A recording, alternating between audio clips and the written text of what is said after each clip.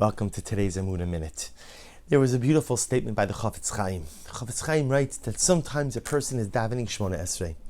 They get to the end of davening to Sim Shalom, the last bracha, and they realize, I just went through an entire Shmona Esrei and I had no kavanah. I had no concentration, no intent, totally didn't pay attention to the words, didn't pay attention to meaning, didn't lodge my petitional request to HaKadosh Baruch Hu, didn't connect, didn't forge relationships. And so a person gets to Sim Shalom, they're all the way at the end, and a person says, what's the point?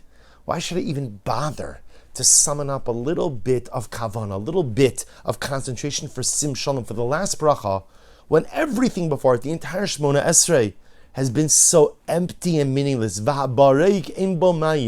an empty cistern, a meaningless experience. What's the point of trying to have a little bit of kavanah, a little bit of concentration now, if the rest of it was totally void of any concentration? And the Chafetz Chaim gives a beautiful mashal. He says there was once a girl who was selling apples, a young woman selling apples in the marketplace. And a group of ruffians, a couple of rough and tough guys come by, and they demand that she give them apples. And she tells them, well, the cost of the apple is, whatever it is, 50 cents. And they say, we're not paying for anything. And this goes back and forth. They demand that she gives them the apple. She refuses. This poor young woman is trying to eke out a meager living. She just wants a couple of cents, 50 cents for the apple. So what do the ruffians do? Well, what do the hooligans do? They take the table that she's selling the apples on and they flip it over. They flip the table over. The apples go rolling everywhere. So what happens? In the confusion, the hooligans begin to grab the apples, gather up the apples, and are getting ready to scurry off, getting ready to run away. And the young girl is crying out, help, help, help. They're stealing my apples. They're taking my apples.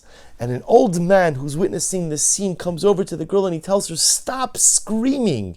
You have to behave the way they're behaving. Get down on the ground and start gathering as many apples as you can. The old man says, what good does it do to scream when they're gathering up all the apples? You have to behave like them. They're grabbing. You have to get down on the ground, grab as much as you can, salvage as much as you can, save as much as you can. Don't spend your efforts screaming. Don't spend your efforts lamenting, for it will do nothing for you.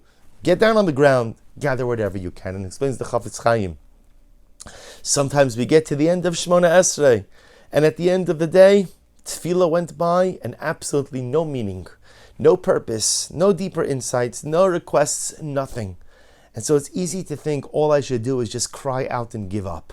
But the Chafetz Chaim says, grab what you can. So you're up to Sim Shalom, you're up to the end of Shmona Esrei, and now finally you realize, maybe I should have a little bit of kavanah. Grab that last bracha. But what about everything that came before it? What about all the apples that got away? You could spend your life screaming and yelling and crying about the apples that got away, or you could try to grab the ones that are left.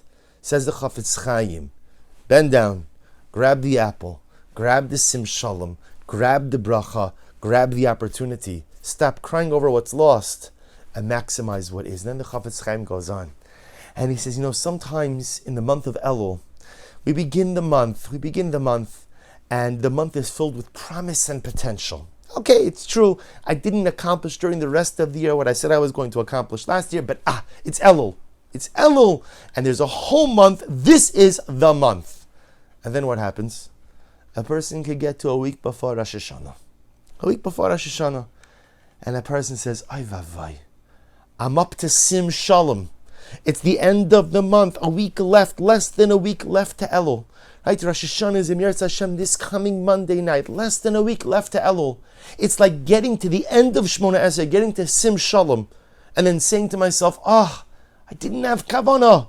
What happened to the month? I had so many plans, goals, aspirations. This was going to be the month that I was going to turn it around. I was going to cram an entire year's worth of avodah into this 1 month. And now, less than a week left. I'm at the end of Shmona Esrei, I'm at Sim Shalom, and I realize I have not had the requisite kavanah. And says the Chafetz Chaim, so I have a choice. I could lament the weeks that have gone by, or I could take the advice that the old man gave the young maiden. Bend down and grab the apples. Grab what you can. Are you going to grab everything? You're not going to grab everything.